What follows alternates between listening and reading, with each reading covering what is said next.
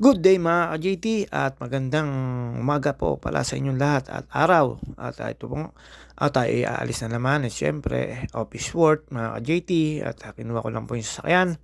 Hindi po tayo basta nagpapa-start ng sasakyan lalo't pagka push button at lalo pagka yung puro push button lang yung sasakyan mga ka-JT. Syempre, ayan, nagalis lang po muna tayo ng bag natin. Lalagay natin sa baba para hindi nakakaabala. Nakita nyo naman yung susi, nasa bag ko. At syempre mga ka-JT, after po natin makapagpa-start dyan, tayo po ay lumarga na at nagpainit ng sasakyan dahil po kakaunin ko ang mga pasahero ko.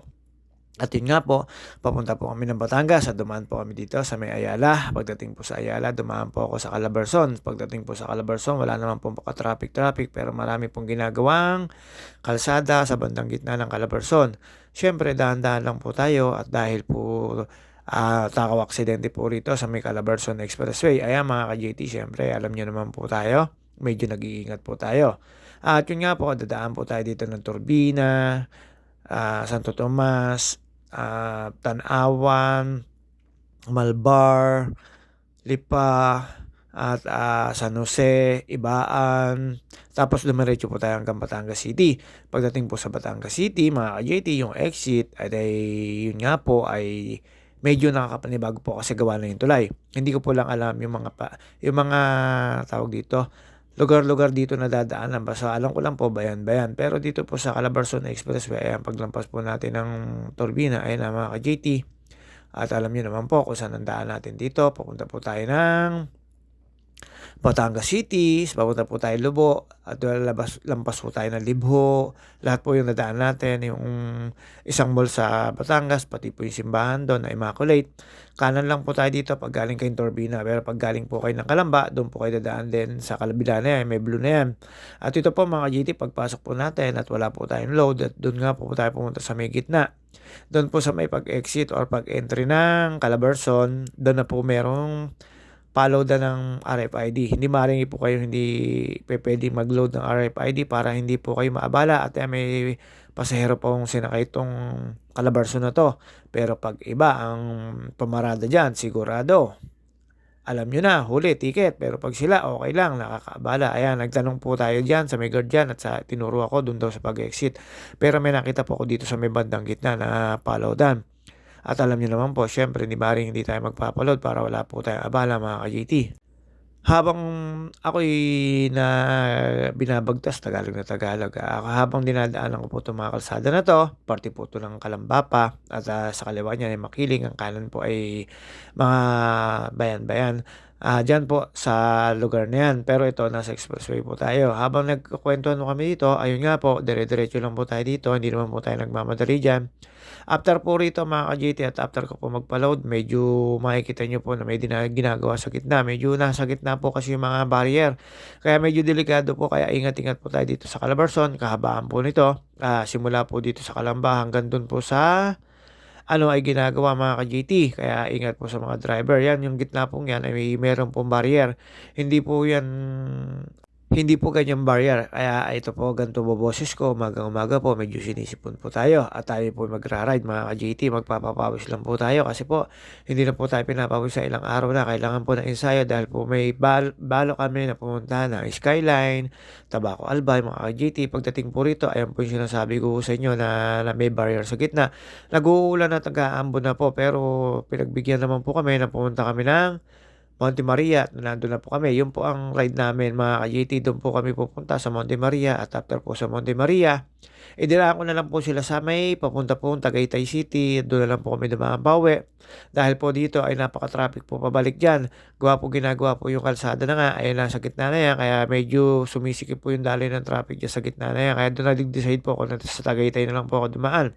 Sa papunta naman po Tagaytay, dumaan po tayo ng Bawan, papunta po Lemery, papunta po dun sa may, hindi ko po alam kung anong kalsada yan, tapos ang labas po sa may entry po na Nasugbo, na may welcome na Nasugbo, kanan lang po tayo doon sa Concepcion, tapos Alfonso, tapos Tagaytay City, Santa Rosa, Cabuyao, yun po yung mga dinaanan namin, silang mga ka-JT, at yun nga po, syempre, eto, medyo nag-uulan na po ito.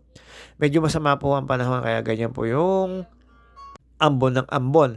Pero pagdating po namin sa Monte Maria, napakarami pong tao at bawal po ang pagkain do'n. Tapos meron na po ako nakitang bilihan ng pagkain mga ka-JT. Malaki na po yung pinagbago ng Monte Maria. Pero pwede pa po kayong pumanik do'n sa may Kamay niya. Hindi ko po alam kung 150 or 120 ang entrance do'n papuntang Kamay. Tapos yung walking glass po, wala pa po talaga. Hindi pa po gumagana. At kailangan, inaano pa raw po yung permit. Ginagawa pa raw po yung permit. Yun na po sabi sa akin ng mga tauhan doon. Kaya wala pa po yung walking glass doon mga ka-JT. Pero napakasarap po doon. 300 daw po ang entrance sa walking glass mga ka-JT. At dito po, ayan, may nakita nyo naman po, medyo matagtag po itong kalsada na to dahil po hindi ko po alam kung bakit matagtag to. At medyo wala na po sa mga alay ng mga simento. Sa dami rin po naman talaga ng truck na nadaan dito mga ka-JT. Kaya ingat-ingat po tayo dito. Kaya nakita nyo po naman, nasa gitna naman yung mga barrier. Kaya po ako dito nasa kanan para hindi naman po nakakaya sa mga umu-overtake. Pero pag ganito pong kalsada, siguro kailangan unawaan na lang mga ka-JT. Ingat po tayo at medyo madulas ang kalsada sa mga nagmamaneho sa kalsada ngayon, sa mga nasa kalsada. Ingat po tayo dahil po nakita nyo naman na umaambon, umuulan, mas maganda pa po yung mahugasan yung kalsada kaysa ganyan-ganyan kapatak-patak. Gawa lang po na may mga putik-putik po yan, ali-alikabok na hindi po nalilinis ng ulan mga ka-JT lalo't pag ambon lang. At pagkatapos nyo po dito, ayan, exit po kayo, makikita nyo po dyan na meron na pong tulay na dadaanan. Hindi na po kayo sa ilalim dadaan. Pero yung tulay na pong yan ay papunta lang pong Batangas City at papunta lang po doon sa may Batangas Pier mga ka-JT. Hindi po siya balikan at isang way lang po siya. Pero pagka nagaling po kayo ng Batangas City at sa galing po kayo doon sa may Pier Batangas, sa ilalim na po ang daan nyo. At after po niya mga ka-JT, syempre, ayan, napapanik na po tayo dyan at nasalanta na pa-traffic po tayo doon. Gawa po ng exit dahil po hindi po tumas yung barrier nung isa. Ako nakapagpa-load po ako. At ayan mga ka-JT, panik lang po tayo sa taas. Tapos pag panik nyo sa taas, mangaliwa na kayo pagpapunta po kayo ng Batangas City, Town Proper. Pero pagka papunta po kayo ng Batangas Pier, dire-diretso lang po kayo sa tulay na to. Diyan po sa kanan niya sa baba na may daan din naman po, kaya lang dadaan pa po kayo ng circle sa baba. Medyo minsan traffic. Pero ngayon, tingin ko wala na pong traffic kasi may mga way na ganito na po papuntang Batangas Pier at papuntang Batangas City. Ayan, kaliwa lang po kayo, manatili lang po kayo sa kaliwa para hindi po kayo maligaw. Ang baba naman po nito ay doon din po sa may baba. Siyempre, nasa taas kaya hindi naman pwedeng bumaba doon sa taas. At ayan, dire-diretso lang po tayo dyan. May dead end po yan. Tapos national road na po kayo. Dire-diretso lang po tayo mga ka-JT. Kasi po nga ay Sunday, medyo wala pong traffic. Pero nung pabalik po namin, nagka-traffic at hindi na po ako doon dumaan. At dumaan na po ako doon sa may Bawan.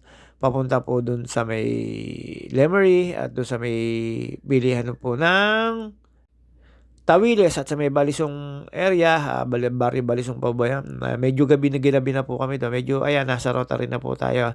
At hindi na po tayo diretso dyan kasi ang daan ng diretso po niyan ay doon din po sa kabilang daan sa may papunta po talagang public market. At dito po, sa may, syempre, doon lang po tayo dadaan sa may gitnang bahagi ng Kapitolyo, mga ka-JT. Dadaanan po natin yan may Kapitolyo. Meron po kayong kakaliwaan. Ayan, paglampas nyo po ng Rosario Rotary, Batangas. Dito po ay may mga puno-puno na yan. Ay Kapitolyo na po yan. Meron po dyan daan na parang sikreto. Hindi ko po alam kung sikreto nga ba yan o talagang nakadesign po yan dyan. Tagiliran po yan ng Kapitolyo ng Batangas, mga ka-JT. Ayan yung kakaliwan po namin yan. At pag diniretso nyo po yan, ay papunta pong Batangas Hospital yan. Central ba yung tawag doon ba? Basta Batangas Provincial Hospital. Ayan po ay nasa kanan na yan. Yan, Kapitolyo ng Batangas City. At pwede naman po kayo dito pumunta at magpa-check up sa Batangas Hospital. At dito po ay mga ka-JT, may entrance po yan. Pag diniretso nyo po dito, ay makapunta po kayo sa Batangas General Hospital na yan at Kapitolyo yan, yan nasa kanan na yan. Siyempre, kakaliwa po tayo, papunta po tayo ng Taysan, papunta po tayo. Pero hindi po tayo sa Taysan dadaan, mga ka-JT. Kakanan po tayo doon bago dumating ng Taysan at sa may papunta nga po isang Shumart at sa may simbahan, dire-diretso lang po yun, papunta Libho. Pagdating po sa Libho, dadaanan nyo po yung mga oil depot na yan. Hindi ko po alam, meron po Shell, meron pong Total, basta may marami po kayo makikita mga tangke-tangke, mga ka-JT. At yan po, dire-diretso lang po tayo dito at kumanan. Tapos medyo papasok na po ito ng papuntang Shumart at dadaanan nyo po dito ay unang-una ay simbahan. Tapos pagka lampas nyo po ng simbahan, diretso na po kayo. Ito na nga po, ayan. May papuntang Libo na po yan. Lampas na po tayo ng Libo. Tapos mga ka-JT, syempre, tayo nag-aano lang po rito at meron po tayong pupuntahan at magra-ride lang po tayo. At magra-ride din magmamaneho, office work nga po, siyempre may mga bisita po tayo na pinagmamaneho, ayan lampasan lang po kayo diyan, nadaanan niyo po yung welcome mga oil depot na yan, ayan ang pinakamalaking oil depot dito pagkakaalam ko mga ka-GT, hindi ko po alam kung ano yan, basta pagkakaalam ko ay oil depot yan ng isang gasoline station, dire-diretso lang po tayo dito, pero hindi po kayo pwedeng dumiretso sa dulong-dulo na yan na may arko, kakanan lang po kayo dyan sa may parting gitna na yan, pagkatapos po niyan, bakod na yan. At papanik lang po yan mga ka-GT, tapos pagpanik nyo po, makikita nyo na po doon sa kabila ay yung isang magandang tanawin ng dagat, tapos baybayin. At yun nga po, marami pong bahayan dito after po rito makahon dito. Ayun, yung bundok na yan, dyan po tayo tatawid sa kabila na yan. At syempre, medyo may kahabaan pa po ito, mga 30 to 40 minutes pa po itong takbuhin na to kasi hindi naman kayo takbo ng matulin or mabilis, maintain lang po dito, gawa po na marami pong sasakyan din dito, buti na lang po walang pasok, pag may pasok po rito, ang dami po nakamotor at ang dami pong tao rito, medyo nakakabala po sila at traffic dahil po syempre may mga trabaho po sila. At dito po pag minsan pag may nakasabay kayo ng mga trailer, lalo tanker, pagbigyan nyo na po kasi masyado silang malaki kaya po kumukuha sila ng mga ang tawag dito yung sa yung kumukuha sila ng buwelo para po siyempre sumisyete po yun kaya kakain po ng kalsada yon at minsan po siyempre madadaanan nyo na kaya kainin yung kalsada nyo kaya pagbigyan nyo na lang po. At yan mga ka-JT, pagkatawid po natin, bababa po tayo dito. Medyo hindi ko po alam kung anong lugar na to. Basta ang pagkakaalam ko, Batangas po ito. Sa mga nagpupunta rito, ang mga taga rito, kayo na po bahala kung anong lugar to. Ayan, may mga bahayan po rito. Pagbaba nyo po sa bahayan, nakikita nyo naman po yung mga kadagatan, kalakihan ng dagat. Medyo nag-aambo na po rito. At pagbaba nyo po dyan, may magandang viewing dyan. May mga nakatambay po. Tapos meron po mga recrap. At meron pong tambayan. Tapos napakaganda po dyan. Napakalamig mga ka-JT. Pero malayo pa rin po tayo sa Monte Maria Statue of Monte Maria mga ka-GT. Pagdating nga po sa Statue of Monte Maria, napakaganda po at napakarami pong tao. Kasi po Sunday pero hindi ko po inabot na merong nagmimisa mga ka-GT. Ayan, ganyan po kaganda yan. Tapos may manakasabay po tayong tricycle. Ayan po yung sinasabi ko sa inyo recrap. Ni-recrapping na. Dati wala po yung recrap na yan. Natambayan na yan. Ayan, papanik lang po kayo dyan. Tapos pwede po kayong tumambay. Nakita nyo na po may hagdan. Ayan po yung mga nakamotor na yan, hindi ko po alam kung dyan tatambay, basta tumigil po sila dyan at tayo po dire-diretso lang po tayo dito at dadaan po sa mga circle na to at dadaanan po natin ng Tabangao. Pagdating po sa Tabangao, medyo malapit-lapit na po kayo pero ayan mga JTM pa rin yung dadaanan nyo. Dahil ito ay papalik tapos makikita nyo po dyan yung statue na niya at nakatalikod po yan. Pag galing po kayo dito sa statue, tatalikuran po kayo hanggang sa papunta kayong Tagiliran, hanggang sa makaharap po kayo. Ayan, nakitanaw na po yung statue dyan mga ka-JT. Siyempre, medyo maliit pa po yung statue dyan. Hindi nyo makikita sa video. Pero natatanaw na po namin yung Statue of Monte Maria rito mga ka-JT. At pagkarating po sa dito at pagkaahon, ayan, nakita nyo naman po yung Statue of the, Monte Maria. Nakita nyo naman po yung nasa kanan na yan na parang shadow, yung mga kaya medyo natatakpan ng mga poste-poste. Nasa giliran na po tayo dyan at hinahanapan na lang po natin ng entry. Medyo 1 to 2 minutes na lang po yan. Makakapasok kayo. At pagdating po rito, 50 pesos po yung entrance sa sasakyan. At wala na po kayong entrance sa per head. Ayan, kanan lang po tayo dyan. Papasok na po ng Monte Maria statue ito. Per head, wala na pong babayaran. 50 pesos lang po para sa sasakyan. Tapos sa pagpanik nyo po doon, kung gusto nyo pumanik doon sa may kamay niya, hindi ko po alam kung 120 or 150 ang entrance at after nyo makapasok po dito at makapagbayad, ayan, papapasokan na po kayo. Kayo na po bahala kung saan kayo pa-parking. At yun nga po, yung walking class dito ay bawal pa dahil wala pa raw pong permit at kinukuha pa po ng permit mga ka-JT. Hindi ko po alam kung in-check po ba may-ari nito na Monte Maria nito pero napaka-tourist spot nito. Alam nyo na po, pagkakakitaan po ito. At hindi naman po tayo magtatagal dito. Ayan yung walking glass na yan na nakikita nyo po medyo mataas na yan. Ayan, hindi pa pwede yan at wala pa raw permit yan. 300 daw po ang entrance niyan. Ayan, habang papalapit po tayo na papalapit, nasa harapan na po na tayo ng Monte Maria. Galaan lang po ito. Hindi naman po ganun karami ang gagalaan dito. Pwede ho kayo mag-picture taking, pang IG, pang TikTok. Pwede ho kayo sumayaw dito. Ang dami naman po ditong puwedeng pagkuhanan ng spot at marami po dito mga heart-heart na puwede niyong pagpicturan at marami rin pong tambayan dito. At pagkababa po namin sa sasakyan siyempre lakad lang po tayo, ayan medyo nakatapakataas po na lalakadin at ito po yung matatanaw niyo mga ka-JT dito sa Monte Maria. Buong-buong dagat matatanaw niyo po, hindi ko po alam kung anong mga ano yan, lugar pero pagkakaalam ko kasama diyan ang Mindoro.